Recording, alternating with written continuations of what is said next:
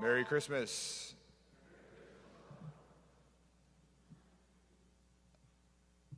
If I do my math right, we haven't had the Mass at dawn here at All Saints in 2 years. Father Meyer is in town, so we were able to go back to our full schedule here. But I've had the 7:30 Mass the last 2 years, I believe, at St. Mary's in Aurora. And then the year prior to that, it was COVID year, and many people went to a 4 o'clock Mass outside or a 17-degree Mass outside. So for those of you who are new to the 7:30 Mass, and I say this every year, you are my favorite Catholics right now, because the 7:30 a.m. Mass is my favorite Mass. It doesn't have to be 7:30, it could be at 6, it could be at 8, but liturgically, there are 4 Christmas texts, readings, and prayers for Christmas. There is the Vigil Mass, which is said prior to it being night on Christmas Eve. There is the Mass at night, which is traditionally known as Midnight Mass, but sometimes it's celebrated at 10 or 11 or whatever, but traditionally at midnight. And then there is the Mass of Dawn, which is what we're at right now, and then the Mass of the Day, which I'll be celebrating at 9:15. They all have different biblical readings, as you see in your missalette. They all have different texts, but this is the Mass that the Meyer family. I didn't know there was any other Christmas Mass except for the 7:30 a.m. Mass.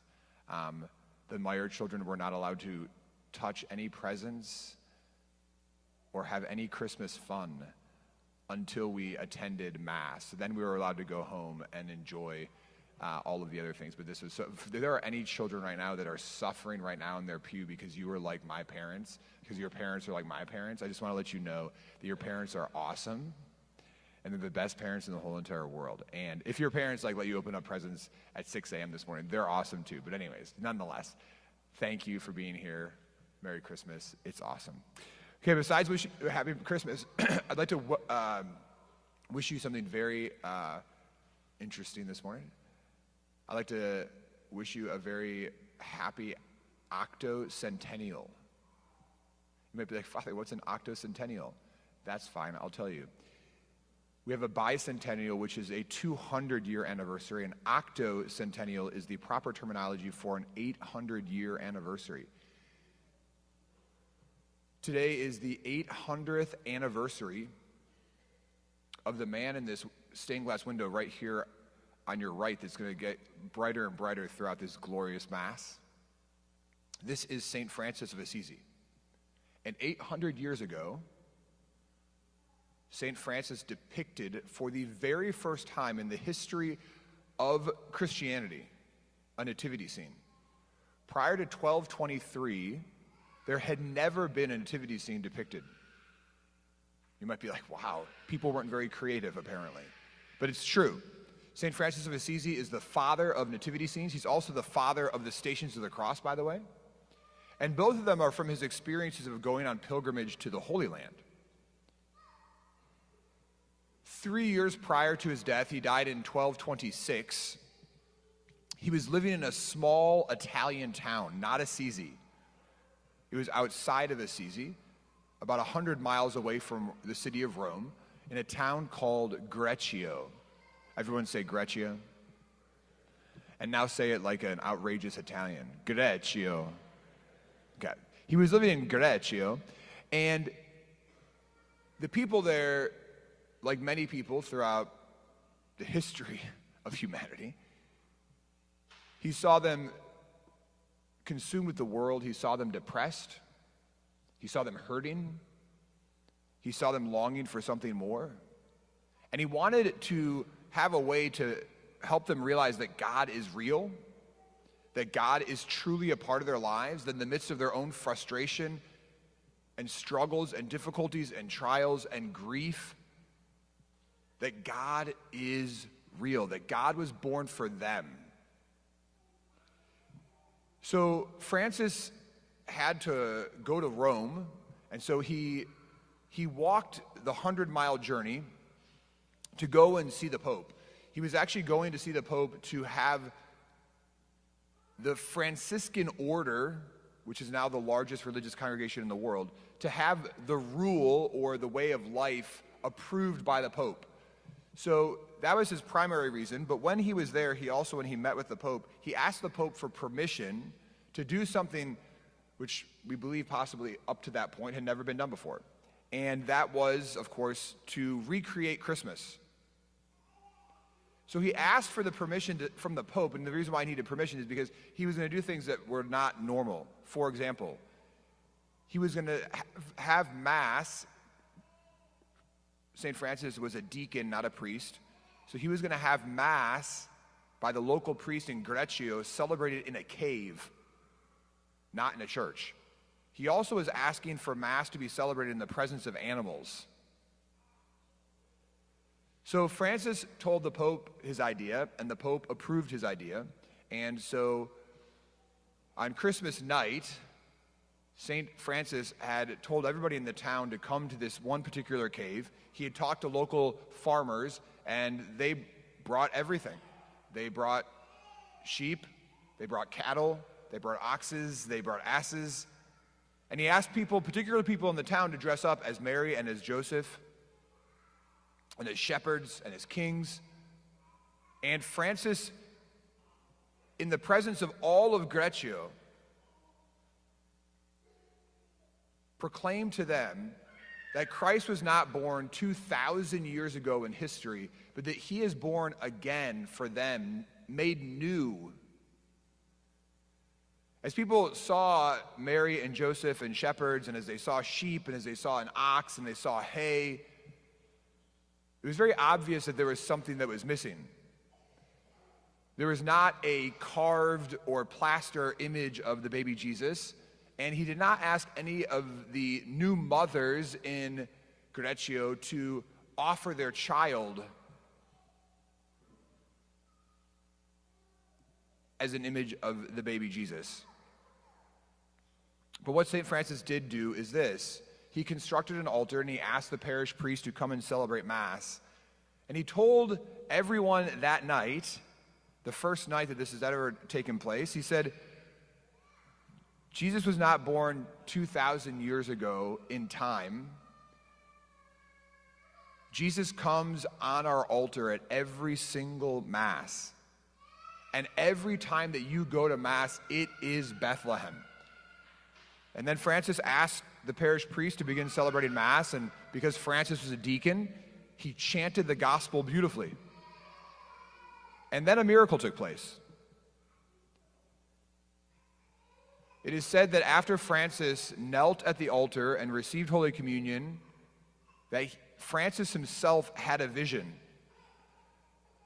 That Francis saw the baby Jesus on the altar. Not only does Francis tell this testimony, but everyone present also saw something quite miraculous. Everyone present saw Francis holding the baby Jesus.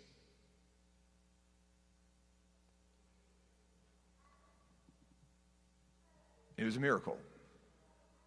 If you go online today and you watch Midnight Mass from last night at St. Peter's Basilica in the Vatican, and you go to the very, very end, they show the outdoor nativity scene, not the indoor nativity scene, but the outdoor nativity scene at the Vatican.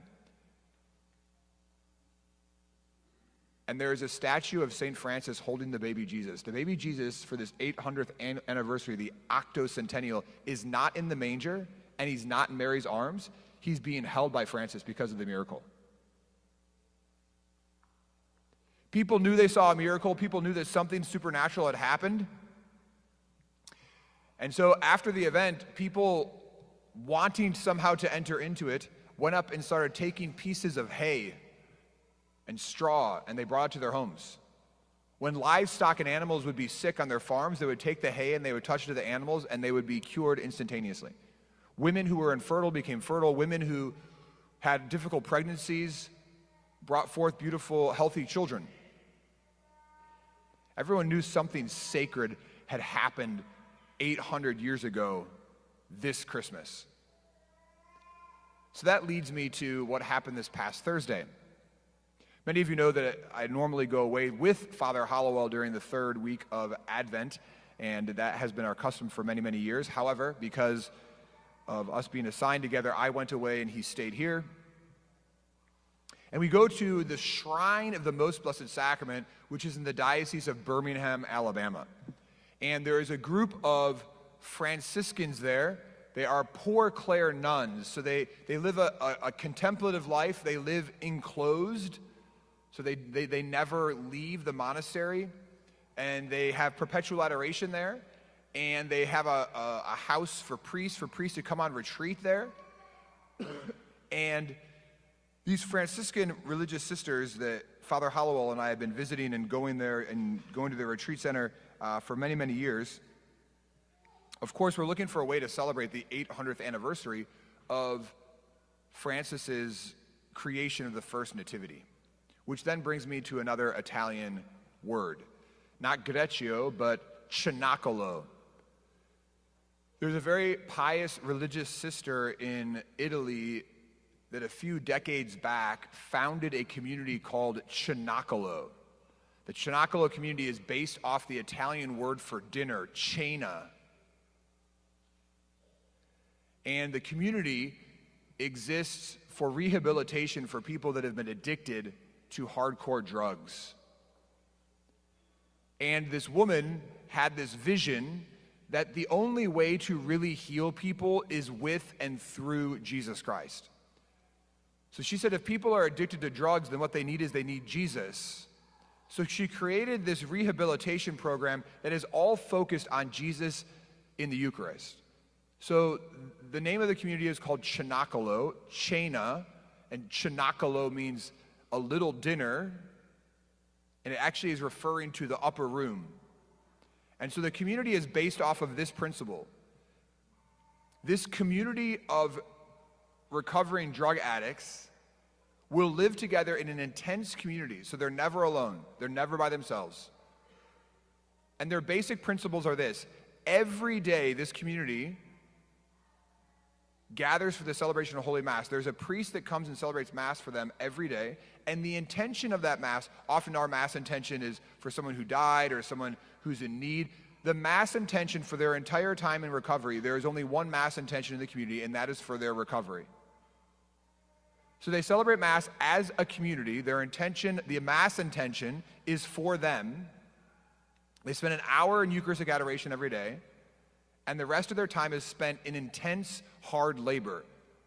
So, for example, the community that is right next to the shrine, there is a ranch there, and so they take care of cattle, and they bale hay, and they draw water, and they work a very, very hard life. If they're not praying, they're working. And the whole point of the rehabilitation program is to have them have their whole life focused on community, the Eucharist, and work, to teach them virtue and discipline and sacrifice. So one of the religious sisters, I guess, when they were praying, was like, what should we do for the 800th anniversary? And one of them was given an inspiration of the Holy Spirit and said, oh, I have an idea. Let's ask a bunch of former drug addicts to recreate the birth of Jesus Christ as Francis did 800 years ago. So when I was on retreat last week, the sisters invited everyone in the local area to come to the Shrine of the Most Blessed Sacrament. There were probably about 400 to 500 people outside of the shrine. They built a huge, enormous stable in front of the shrine. And then I watched about 20 young adults who are all recovering drug addicts recreate the birth of Jesus. And Mary and Joseph and shepherds and angels. And I will tell you, and many of you know that I'm obsessed with nativity scenes. I published myself a Christmas play about nativity scenes. I will tell you that what I saw on Thursday night was one of the most beautiful things that I've ever seen. Because why was Christ born 2,000 years ago? Because every single one of us is broken. Because every single one of us struggles with sin, with isolation, with loneliness, with depression, with grief, with addiction. And to see these individuals, not only that, yes, they now go to daily mass, and yes, they spend time in adoration, and yes, Jesus is the center of their life now, and they know that. But also to know that they carry with them the wounds and the scars and the hurt and the broken relationships and the people that they have hurt in their own life, and to see them entering into the birth of Jesus in this profound way. There was not a dry eye in the crowd of 450-some people that were there. That it was powerful.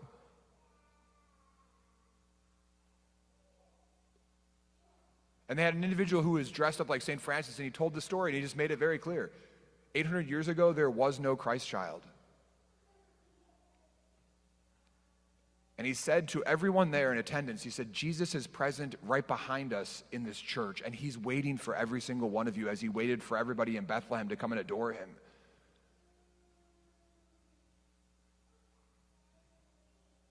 And the same is true for us this morning. Jesus was born 2,000 years ago. Francis wanted to let everyone know that he was born again on the altar at every Mass. And he wanted them to know that in the midst of our brokenness, in the midst of sin, in the midst of a world that seems to be insane, that he is here, that Emmanuel, God is with us, that we're not alone. And so on this 800th anniversary, this Octocentennial, I want to invite you to do a few things. And if you have a nativity scene in your house, thanks be to God.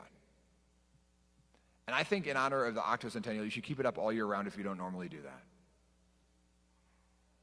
If you do not have a nativity scene, please let me know. I have like hundreds that I could literally just, I have lots of them. So just let me, I'll give you a nativity scene if you want one. But here's also another idea.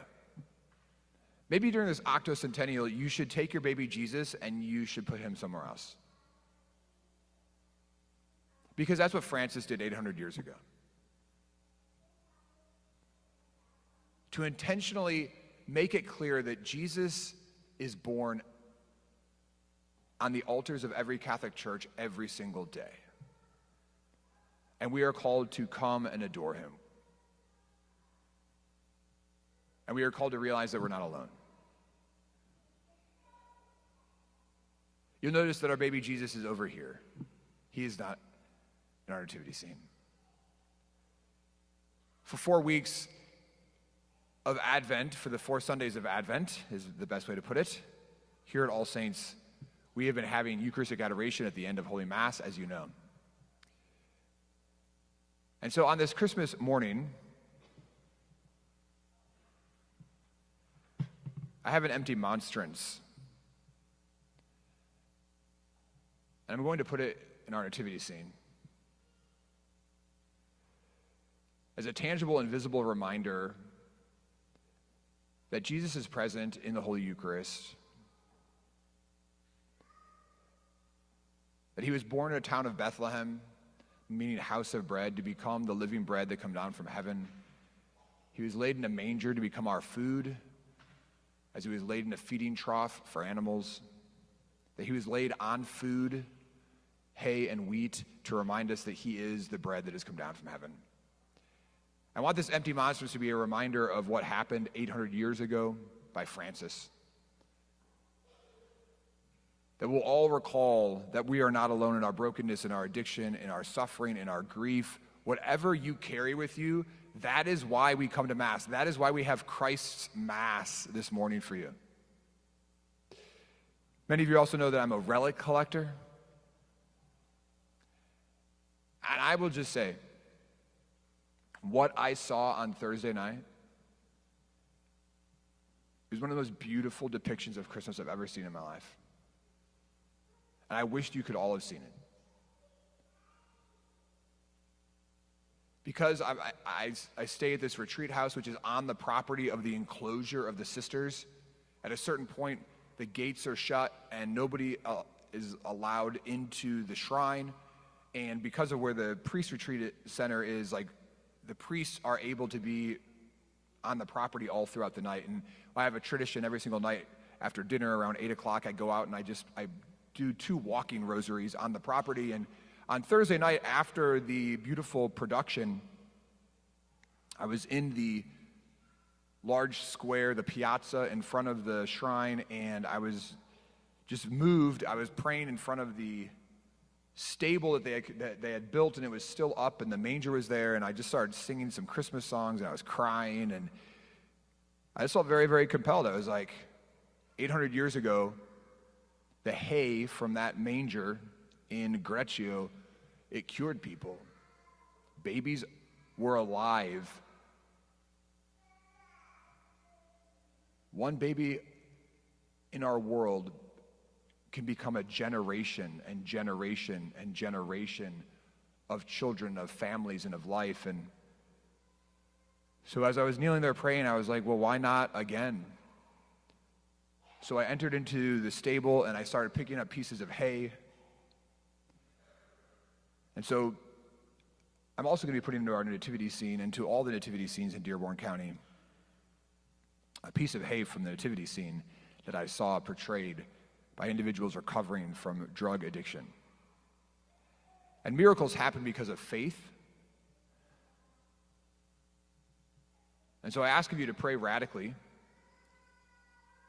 for conversion, for renewal, for faith in your life and the lives of those who need it this Christmas, that our desperation and our trust in the Lord may be rooted in what it is in that Cenacolo community, which is Jesus and the Blessed Sacrament, which is the celebration of Holy Mass, which is virtue, which is truth. Let's pray that this Octocentennial, let's pray that this 2000th anniversary of the birth of Jesus may remind us that we're not alone, they remind us that Jesus is with us. He's as close as a tabernacle in a Catholic church. He's as close as a Christmas Mass or any Mass celebrated throughout the year. And may it bring us hope and trust that we are not alone, that Emmanuel, God is with us.